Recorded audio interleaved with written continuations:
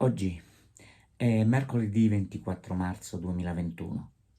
Nessun giorno è un giorno qualunque, ciascun giorno rappresenta qualcosa di speciale per qualcuno. La storia ci insegna che ogni giorno può avere un motivo per essere ricordato. 24 marzo 1860.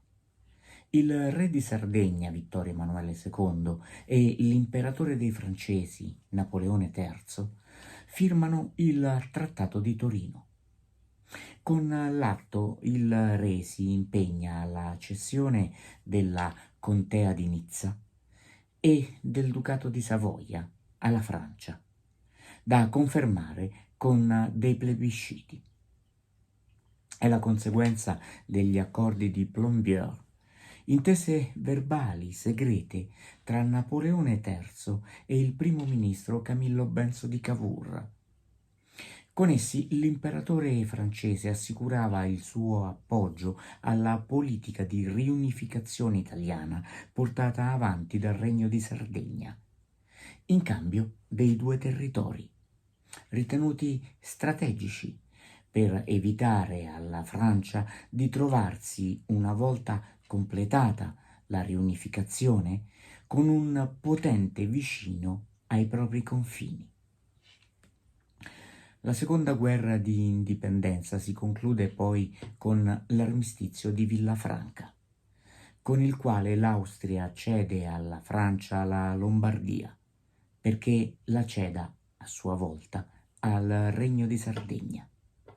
Un armistizio che porta alle dimissioni di Cavour per protesta con quella che ritiene una violazione degli accordi con la Francia, secondo i quali si sarebbe dovuti arrivare alla cessione anche del Veneto.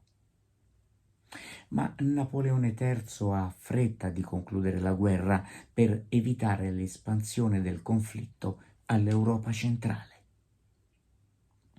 Napoleone III reclama comunque Nizza e la Savoia.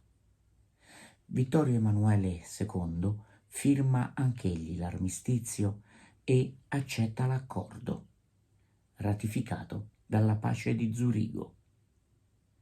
Si svolgono così i plebisciti per confermare l'annessione dei due territori alla Francia, che danno esiti sorprendenti, oltre il 99% di sì. Percentuali che, come quelle simili ottenute nei plebisciti che avevano annesso al Regno di Sardegna gli stati italiani preunitari, hanno fatto sospettare gli storici su possibili brogli. Emblematico è il caso di Levenzo, dove, a fronte di 400 votanti del paesino, i dati ufficiali del plebiscito registrano 481 voti, nella quasi totalità favorevoli all'annessione alla Francia. Ogni giorno può lasciare un segno indelebile, viverlo con lo spirito giusto può renderlo tale. Secondo uno studio dell'Iowa State University, 12 minuti al giorno per esprimere gentilezza verso gli altri e insegnare buoni gesti e belle regole ai bambini sollevano il morale e rendono più felici. Rivolgere un pensiero a chi abbiamo nel cuore o a chi compie gli anni, inviandogli questo minuto di racconto, può essere un'occasione per cominciare bene i nostri 12 minuti di oggi. Buona giornata.